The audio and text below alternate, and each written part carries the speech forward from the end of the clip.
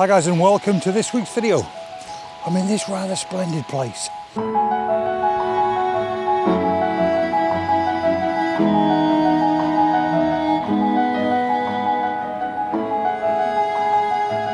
Let me first of all start off by explaining what this video is all about. Carrying on from the fine art theme, my last two videos have all been about fine art. Well, this week I'm going to continue that theme, but in a slightly different way. This week I'm going to mix fine art with HDR photography.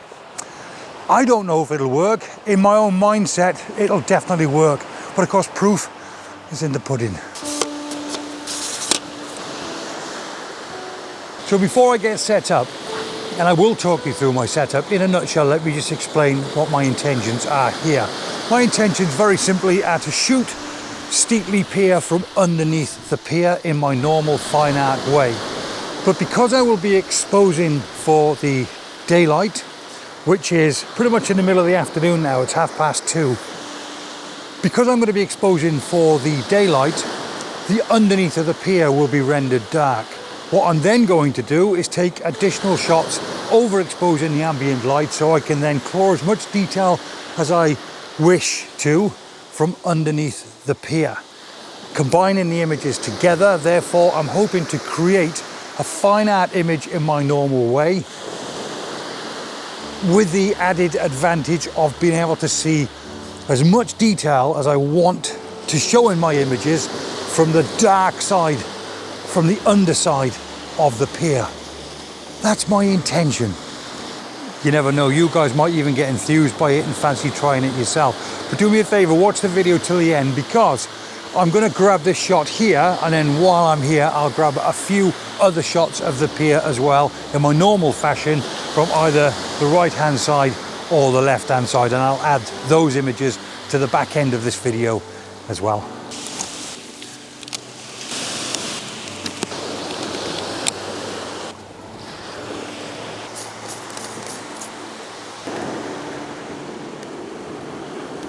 That's me all set up, ready and ready to go, minus my filters. The first thing I'm going to do now is get myself set up in terms of a composition. So first things first, I want to make sure that I've got my camera right smack bang in the middle. I'll sort my horizons out and everything in a second. And the question is, do I want this area here to peep in the frame, or do I want to just dip the camera down ever so slightly like that to avoid it? Now, I actually think that that isn't so bad. Let's have a look here. Okay, I've made a conscious decision. No. All right, here we go. Yeah, okay. Let's miss the top out and get a little bit more of the bottom in. First of all, am I in the center? Right smack down the middle. So I've got it right down the middle. That is perfect. And how I've decided where the middle is I've simply placed a single point of focus right in the center of my frame, which is where my finger is, and I've made sure that is aiming right down the middle with equal space to the left and to the right, and that's looking good.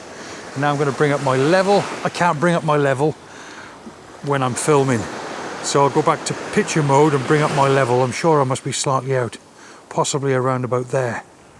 Okay, I'll double check all that when I'm about to take some pictures. So that's my composition. That's what I'm going for. I think. The other option is I could go slightly further forward. Watch this, let me show you what I mean. I could come slightly further forward. Let's say, for instance, to there, like that. And now I could use the posts either side as a natural frame, and that could possibly work, except now I've lost the height. So let's go back to where I was, here somewhere, get myself set up again. Okay, I've had a change of heart. I've decided to come back a bit more. Right, so I succumbed to a bit of pressure myself, because I thought that these bits on the top there added, I'm not sure which one you're looking at, but these bits here, either side, added to the frame. So I do like that. I think that's really cool. Okay, so now let's get set up and let's start taking some pictures. So in terms of settings, as always, I'm going to set my camera up to encourage a long shutter speed. ISO as low as we can get it, ISO 50. I'm going to close my aperture all the way up, and using my histogram, I'm just going to slow my shutter speed down. I can get down to possibly an eighth of a second. An eighth of a second is good. I do have a polarizer on the front of this lens. I don't really want to use it to polarize the water. I want to use it to actually reduce light falling onto the sensor. I'm going to make some adjustments now to my polarizer, but I don't want a dark sea, I want a bright sea.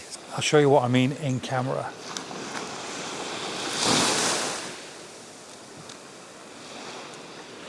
Okay, that's with the polarizer on. And if I turn my polarizer, I'm only looking at the sea at the moment. Turn my polarizer, I want as much light on that water as I possibly can. I'm going to take a test shot and just make sure I've got all that lovely detail in the sky. If I have, I'm going to go at that. If it's a little bit overexposed, a little bit too bright, there's no clipping, but there's a lot of light according to my histogram. So I might end up, in actual fact, no, I prefer that anyway. I'm going to close my aperture all the way up to f22, and that's good. 2-second timer, and let's take a base image. So that's my base image, and I'm happy with how that picture looks. The light's not going to change in the next hour, but the tide's certainly coming in. So all I'm now going to do is take another shot to double check, and then I'm going to slow my shutter speed down by 1 stop, then slow it down by another stop as well. That way it'll overexpose the image by 1 stop, then 2 stops, which will give me the ability to combine my images later on after I've taken my 2-minute exposure, possibly a 4-minute exposure to flatten the water out. To enable me to extend that shutter speed a bit more, I've decided to drop a 0.9 soft grad down to bring the light down in the sky. I should have done that anyway, to be honest. Even though I need as much light as I can under the pier, it doesn't really matter, a slow shutter speed will enable that anyway. So let's just pop that down, making sure that we drop it down only on the sky. There you go, and that's made a massive difference already. Now if I recheck those settings, ISO 50, f22, slow our shutter speed down. Remember, my target figure is an eighth of a second. That's much better now because that's much darker. That means I don't have to shoot that at f22. Well, let's open that aperture up a little bit more to f16, and I'm much more comfortable at that. f16, ISO 50, an eighth of a second. That'll translate to a 2-minute exposure when I place my 10-stop filter on the front of the lens.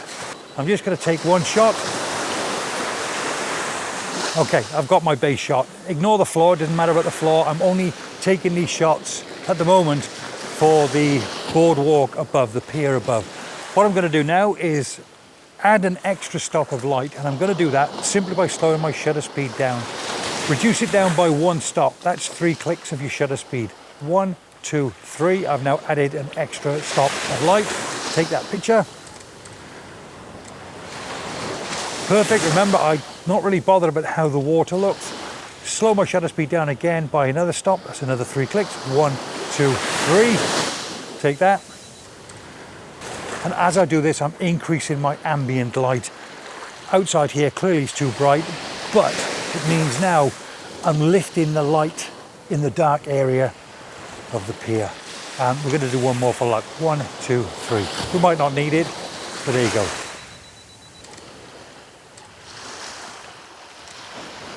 Now let's take it back down to an eighth of a second, which is perfect. And now I'm going to drop my 10-stop filter on the front and retake that image at a 2-minute exposure. And the tricky part is to add it without moving the camera at all. Perfect. Bulb mode.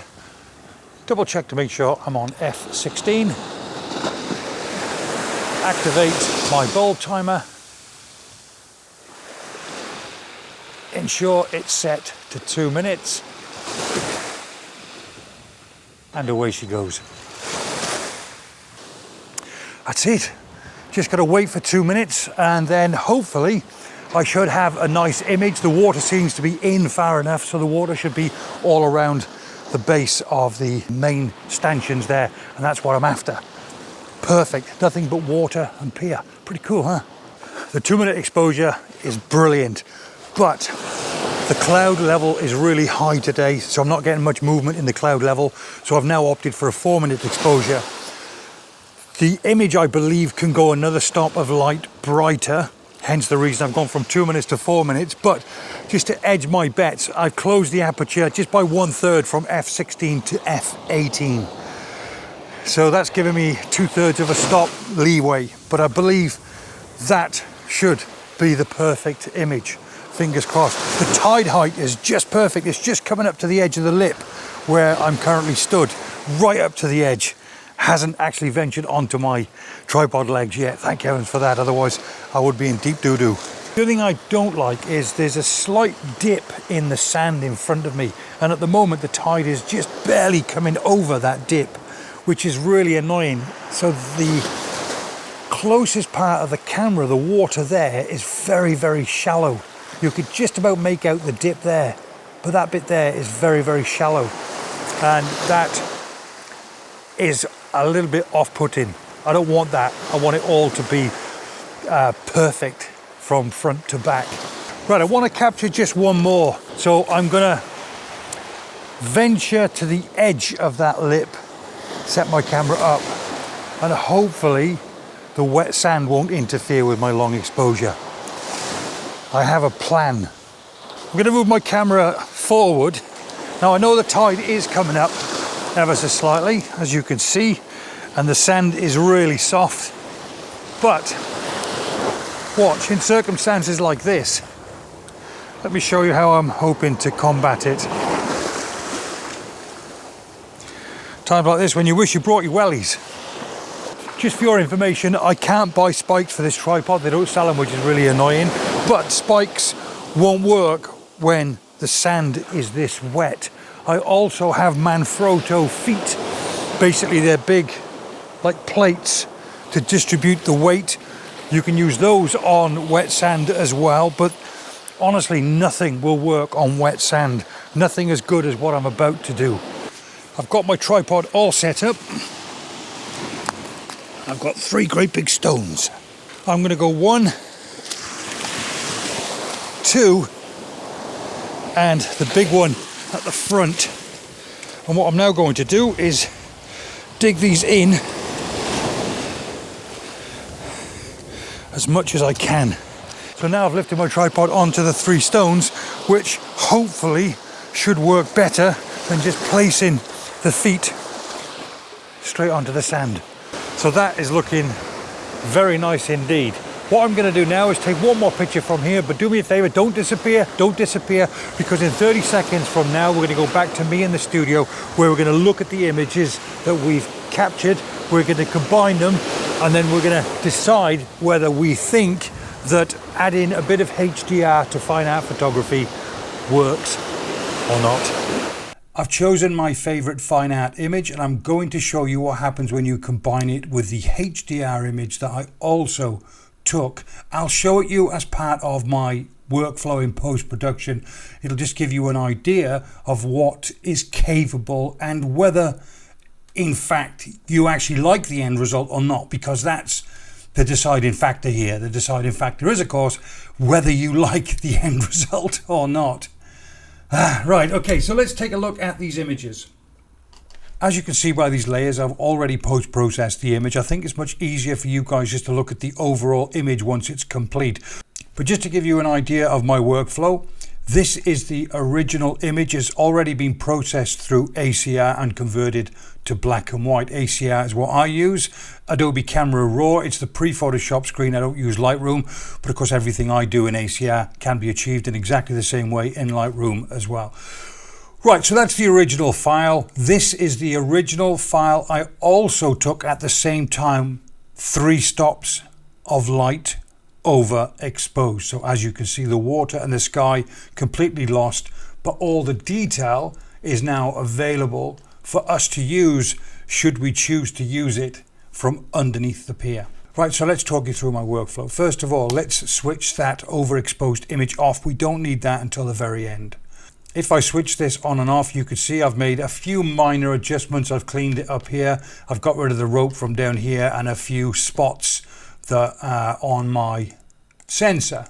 Next, I've blended the horizon in my normal way, so that's my image pretty much ready and raring to go. So it's at this point I'm going to add the image that I've overexposed by 3 stops. If I click that, that's the before and that's the after. That's with the image combined. Now I'm guessing some of you, if not all of you, will know how Photoshop works, but I've decided to blend the HDR image by adding the overexposed image on top, creating a layer mask, then painting in or painting out any of the bright areas that I want to show in my image. i.e., if I switch this on and off here, you can see that I've chosen just to highlight these areas, basically the boardwalks, that's all. Now, before we decide whether we like it or not, the beauty of creating it this way, i.e. separate layer and using a layer mask, it means that I can paint in or paint out any of the information that I want to display or hide. I also have the ability to rein it back as well by reducing the opacity of that particular layer. At the moment it's at 100%, so if you look at it you might think, yeah, that's really nice, but it might be a little bit too much, in which case we can now lower the opacity down just to reduce the effect. Maybe we want it like that, maybe we want it like that. That's a personal choice. For me, I'm going to just reduce it down ever so slightly, and as well as the layer mask and the opacity, I can also highlight the layer and adjust the particular parts of the image that I want to show by using something like level. So press Ctrl and L on the keyboard. Again, I can push the blacks, I can push the shadows. Either way, it's not a Photoshop tutorial by any stretch of the imagination, but I just want to show you what's possible by adding that extra element, i.e. the HDR image. And once we've decided on how we want our image to look, I'm then going to click on the lighting effects. So I've created some lighting effects. So pretty much that's how the final image will look. I'll tidy up the cables here, and I'll certainly tidy up the cables here. And because I'm not a 3x2 fan, I've also decided to change the image and convert it to a 16:9 crop as well. So that there is pretty much how I want the image to look. And I quite like the addition of the lighting underneath the pier. But of course, beauty is in the eye of the beholder, as they say.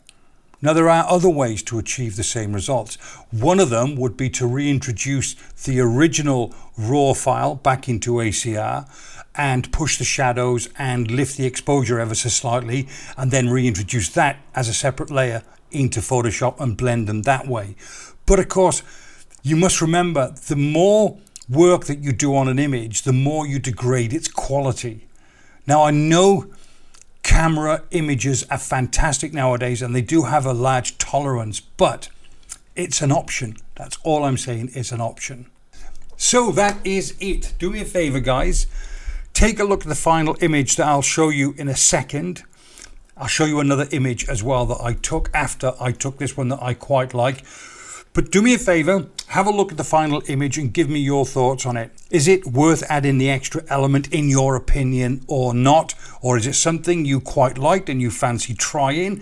I'm guessing the HDR element might work on a darker pier better than this one as well, so bear that in mind. But either way, do me a favor, leave a comment down below and let me know your thoughts. Until the next time, guys, I'll see ya.